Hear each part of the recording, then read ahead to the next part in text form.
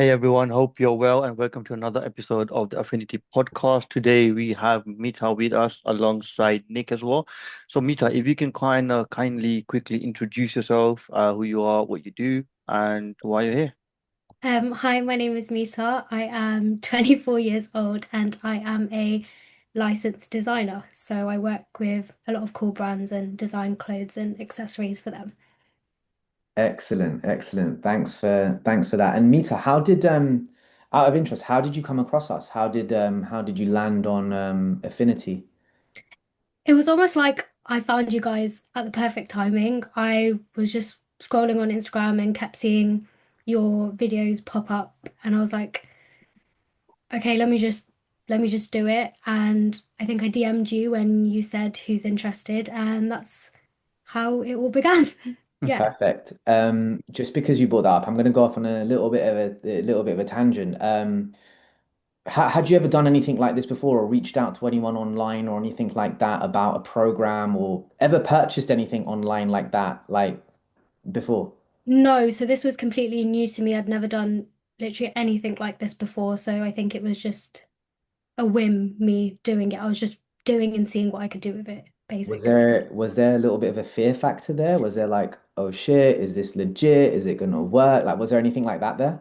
Definitely, like from when I first messaged you to when I actually started, I think there was only like about a day or two difference. Because I think if I had gone a week, I think I would have just been like, oh, I don't want to do this. It's too scary, too new. So I'm glad that there wasn't that much of a gap. Like I literally messaged you and just started with it. So yeah.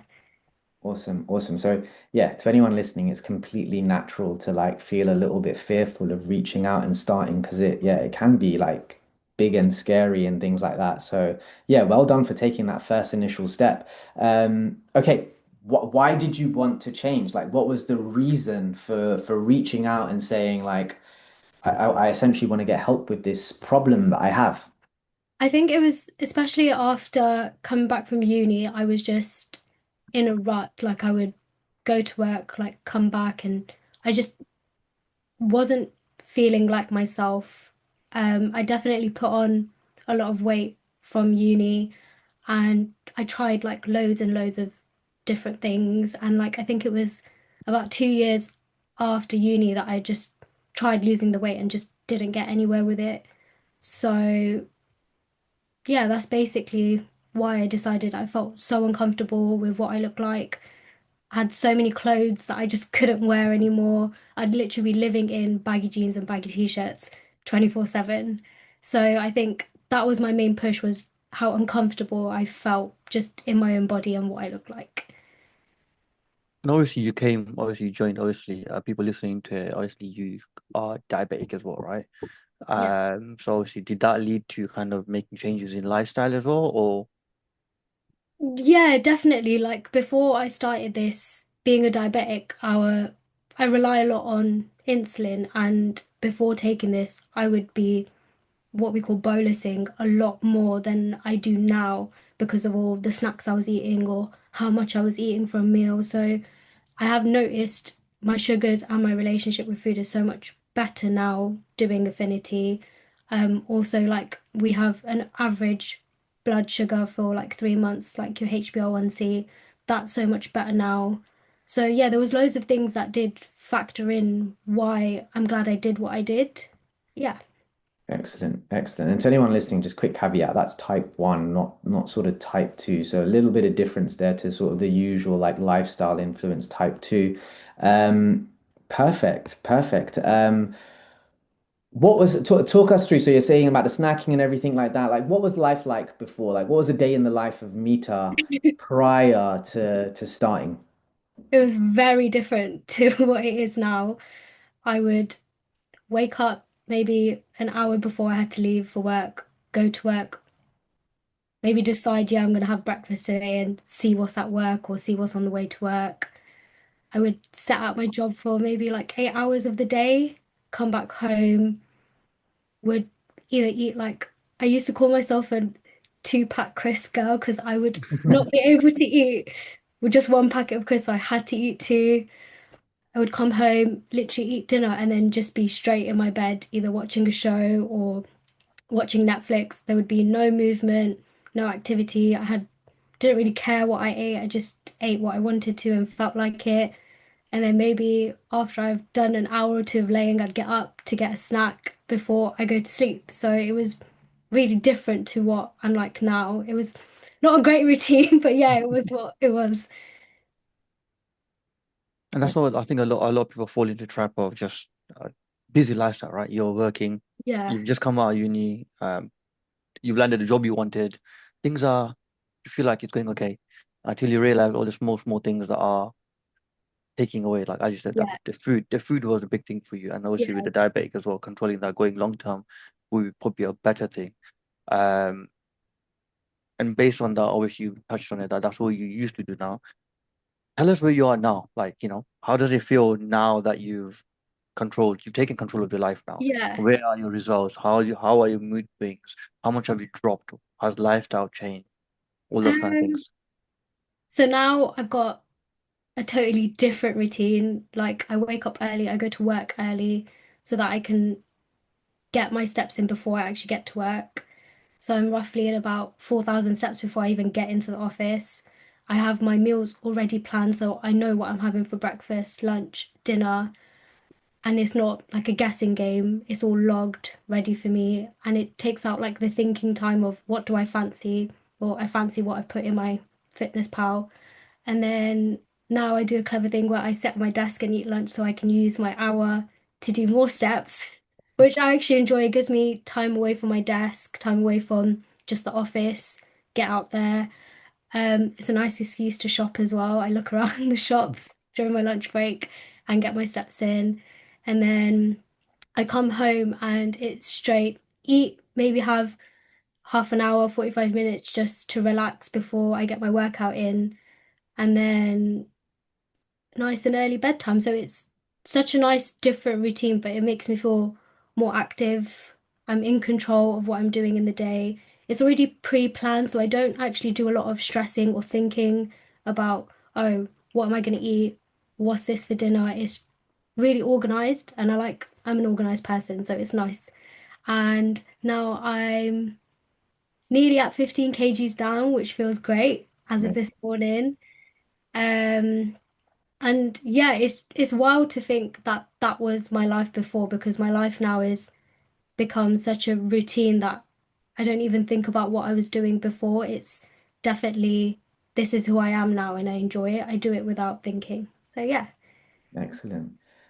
So you've gone from a place of like little routine and little structure. It's almost like just like roll out of bed, get into work, have your work day, come home, have dinner, whack on Netflix, chill, go to bed, rinse and repeat. And now it sounds like there's structure, there's routine, you sort of know what you're doing, you're sort of making time for fitness, you're making time for walking, your food is sort of planned out and things like that. And everything is aligned with making good habits, right? Yeah. And that's led to you to where you are now, like 15 kilos down in just a little bit over 6 months, which is wild. Um, has it been hard? Has it been hard to make the adjustments that we've asked of you in the program? I think in the beginning maybe a little bit, but I wouldn't call it hard. I would call it different to what I was doing before. And I think anything different or any change is going to be hard for anyone. So, yes, maybe a little bit in the beginning it was challenging, but I think now, because it comes like a second nature to me, it's not so much hard. Like it's just who I am now and I'm comfortable with it. And yeah, so I wouldn't say it was hard. It was hard changing, but now that the change has happened, it's so easy for me. How Amazing. did how did you feel about, like, obviously before you had no routine with food and stuff? Now you're planning the meals ahead, right?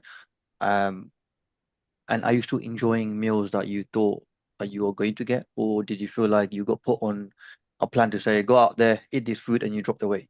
I think in the beginning I was like, oh my God, what am I going to eat? But now I literally eat everything that I want to eat just in moderation. Like if I am going out with my family, I know that I can still eat what I want with my family, just maybe my lunch and my breakfast will look different depending on what I'm eating. So I still enjoying food. I think most people think that once you're on a diet or a fitness plan, you just don't get to enjoy food. But I am enjoying food still, but I'm enjoying the right kind of foods and the good foods. and I'm not like restricting myself on maybe the foods that I used to eat. Like I can still have a packet of crisp, but maybe it's like a smarter, lower calorie packet of crisp than I would have before. And I'm still only eating one packet, not two this time. So yeah, I don't think it's restrictive at all. No. Um, and time wise, because a lot of the sort of excuses I would say that I hear from people sometimes is I don't have the time to commit to this and it's going to eat up way too much of my time and things like that. What's your stance on that? How much time has it actually taken? And yeah, is it eating up a lot of your time? No, definitely not. Like before I would sit for 2 hours in my bed, and now I'm thinking like how many steps can I get done in 2 hours, or I could do so much of my workout in 2 hours. I think now I've realized how much time I actually have on my hands because I'm so organized. Like I've already got all my food set out for tomorrow, so I know whatever spare time I have, I can either enjoy it for myself or get extra steps in. I don't think it's very time consuming because what you're doing today is sort of helping you with your time and manage your day tomorrow. So definitely not time, doesn't take a lot of time. No. Awesome. Awesome. Um, So you've explained to us sort of what a day in the life looks like now and things like that. So I've got a good understanding of that. All right, what's been like the biggest learning? What's been like the moment that was like from your previous attempts at trying and things like that, and then coming into this, and what was the moment that was like, okay, cool. This is my aha moment. This is what's like the game changer for me, essentially. I think it's consistency and being disciplined. I think before I would try things for maybe a week or a month, but no longer than that. And I've noticed with being with Affinity, I'm just more consistent and disciplined with myself. Like, don't get me wrong, I still have bad days, but as long as the rest of my week is still consistent and I'm still being disciplined and still on track, it's not going to cancel out that one day that, let's say, I had a bad day. So I think my biggest lesson with being with you guys is just keep going. Like, I've been so consistent with myself for the past 6 months and the results have shown. So I think that's a big learning curve that I had was just relying on myself to stay disciplined and be consistent. 100%. I think a lot of people they'll get to sort of a stage and then they'll let their foot off the gas, but you've done otherwise. You kind of Yeah. just kept your foot on the gas and you're like, no, I want more. I want to see what more change I can make. And I really want to do this like properly and do it once and for all, essentially. Yeah, especially when you have a goal that you want to get to in mind. Like personally, I know I want to be or look a certain way, and I'm gonna do what I can until I get to my goal, basically. So yeah, Amazing. And remember, Amazing. with all that, right? In the 6 months you've traveled, right? You've just come back from India. yeah, You're gonna go Kenya in like a week's time. You've been going to Milan for your work stuff, and yeah. you've managed all that. Did you think that, oh my God, I'm not gonna be able to manage all this traveling and the food's gonna be there and colleagues and all that kind of stuff? How have you dealt with that? It was hard at first, especially with going with work. You sort of just want quick, easy things that just help you. But I've just tried to remember that even though, let's say I'm on holiday or I'm on a work trip, I still want to enjoy myself, but keep it locked in as well. Like I know I always had you there if I was in doubt, or I constantly sent you my meals so you knew what I was eating. I knew what I was eating, and even though I was on holiday, I still think it took a little bit of organization for me to make sure I still stayed on track. And I think I preferred that because I didn't want to let loose on holiday and then come back and just regret it. So I think it's nice finding a balance from enjoying and also staying locked in a little bit as well. So yeah, And while you were on holiday, and obviously you were doing the program and actively in the program, following the tips that we'd given you, did you feel like you'd missed out or that you'd sort of had any less of a better holiday by sort of staying locked in and on it, or was it just as enjoyable? definitely not like, especially with food being like a massive part of people's culture or like parties and weddings and stuff like that. I felt like I didn't make that my main priority. Like I had my one plate, I enjoyed the food that I had on my plate, and then maybe distract myself by talking to people or just doing something else so that my whole event wasn't just focused on oh my God, what's going to be for lunch? What am I going to have for lunch? Oh my God, lunch was so good. It's more, I didn't feel like that it was a, sorry, what am I trying to say? Um, I get it. Like food wasn't yeah, the center of everything, essentially. exactly. Thank you. Yeah, Yeah. exactly that. Yeah. Yeah. Because I think a lot of us do that. Like, I've done that in the past where I make food the center of everything. You know, like you're Mm. going on holiday, it has to be an indulgent breakfast, lunch, dinner, Yeah. snacks, and things like that. But by the sounds of it, you're focusing on or the other elements of the holiday, like the exploring, the Yeah, relaxation, the chilling with definitely. your family and friends or whoever you're with, Yeah. like making it about that. Yeah. So I think either way, you're going to enjoy your holiday, but you enjoy it a bit more, I think, if you realize that, oh, I had such a fun time in, let's say, India, spending time with family, not, oh my God, I ate all this good food. And you touched on it, right? You're leading up to about 6 months, I think just about 6 months now. But early in the program, we had a talk and we decided that you're gonna, as you said, invest in yourself, right? You already invested into the program joining in. That's already a big investment already. Yeah. But then, we talked about it and we decided actually, you know what? I don't want to back off just now because you've seen the results. You saw the results in 2 months that you achieved. And you're like, you know what? I don't want to just finish in 6 months. You want to kind of go longer. And then we basically renew, right? You renewed before even your program finished, you extended it. What made you kind of do that? Like, obviously I'm gonna finish. A lot of people wait, say, oh, let me finish and then I'll kind of think about it, see how much I do. But you decided in 2 months, okay, you know what? I'm gonna actually invest time to myself. And why did you do it? I think I wanted to make sure that it was my lifestyle. I think doing something for 6 months, sometimes you can, let's say, fall off track. But I knew that if I maybe extended it, that this is my lifestyle now, this is my routine, this is what I'm gonna do. I also just felt like we had such a nice relationship in terms of whenever I needed help, I had you there. Whenever just I had a bad day, you were there. And it made the process so much easier that I felt like if I was by myself, maybe I wouldn't be able to do it on the bad days. Or if I fell off track, then maybe the whole week would be off track. I think it was nice having that support and someone there to just keep pushing because there was days where I just was like, oh my God, I've done this, or my weight's gone up. I had no one to reassure me if I didn't carry on. So yeah.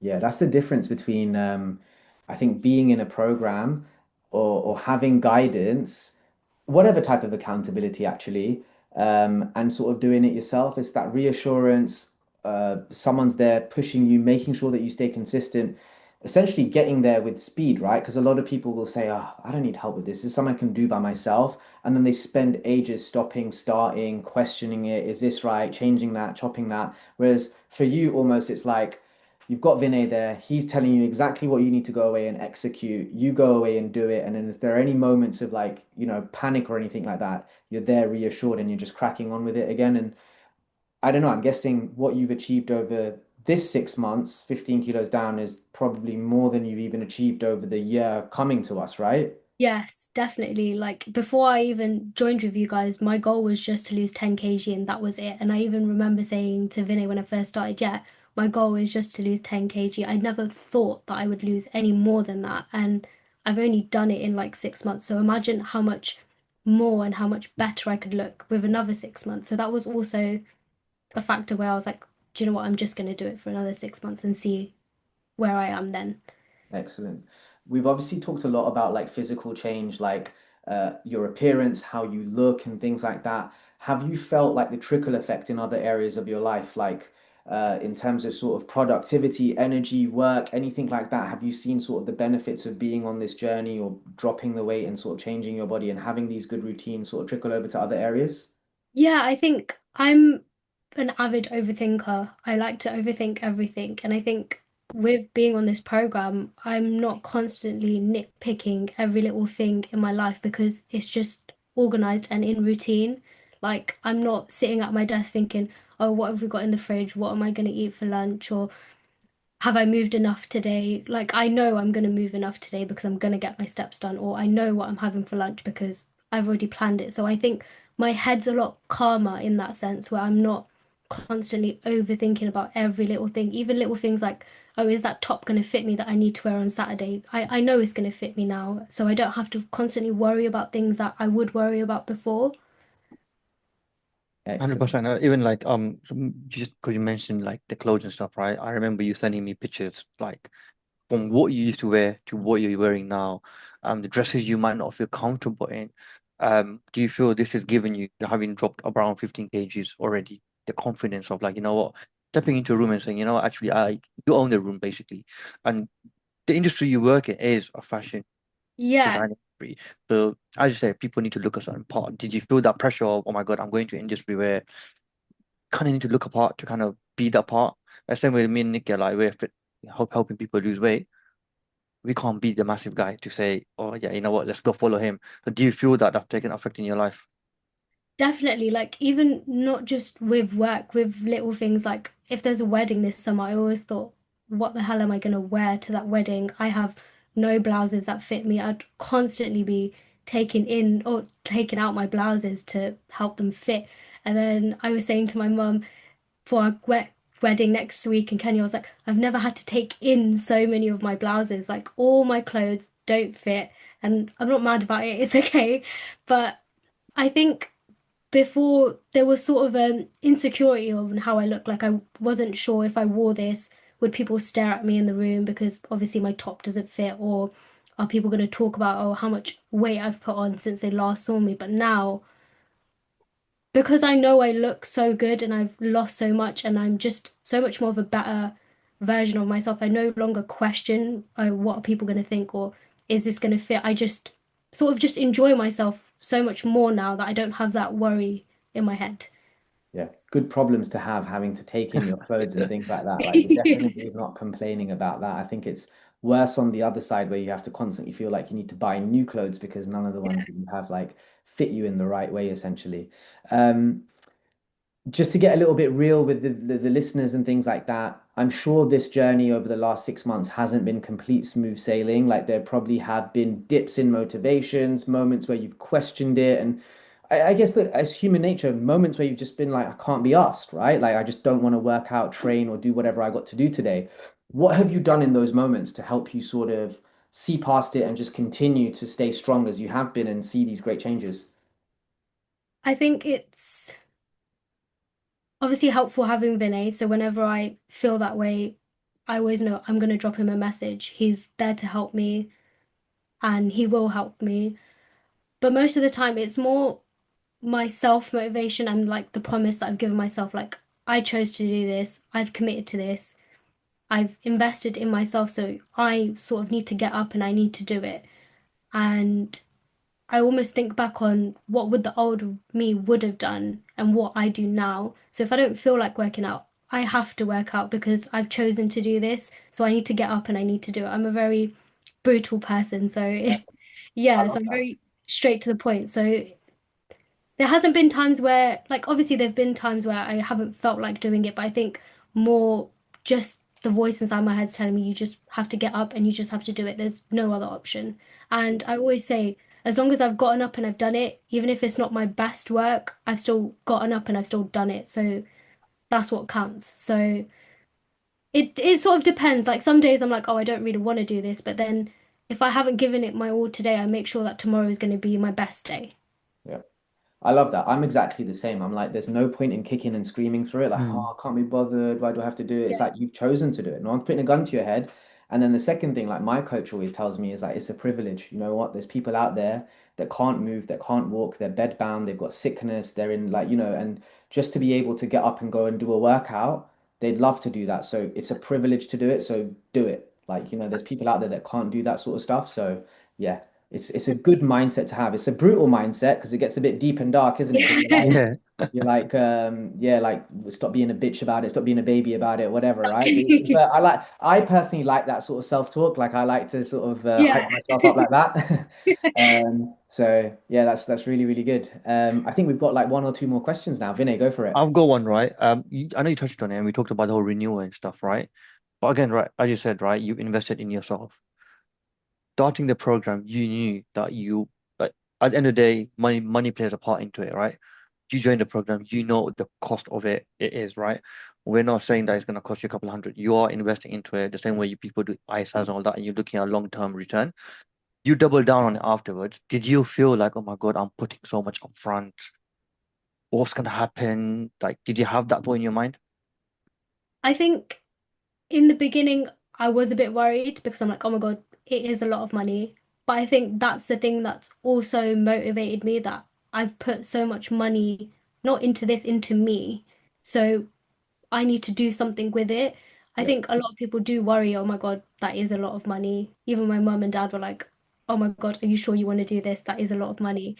But I don't regret it for a second. I think I would have put the money down again if it means I get these results. Like, it's honestly been the best thing I've ever done. So I don't even question it, how much money I've put into it, because I've made it so worth it. I think it obviously depends on who you are and what you take out of the situation. Like, I'm not thinking, oh my God, I've put so much money into it and what a waste. Like, I made sure that I got the results that I wanted because I put that money into myself.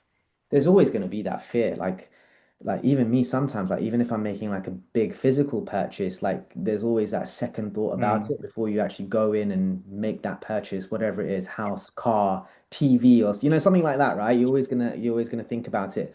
And you framed it really, really nicely. The other way that I like to think of it as well is, don't think of you spending that investment for the time that you're with us. Think of that investment spread across now the rest of your life, because what you've been doing with us, Meeta, now is like there's no going back. You are never going to end up back at where you were 6 months ago. Like you're Yeah. going to stay in the shape now because you've got these tools, you've got these behaviors and things like that that will hopefully continue on for the rest of your life.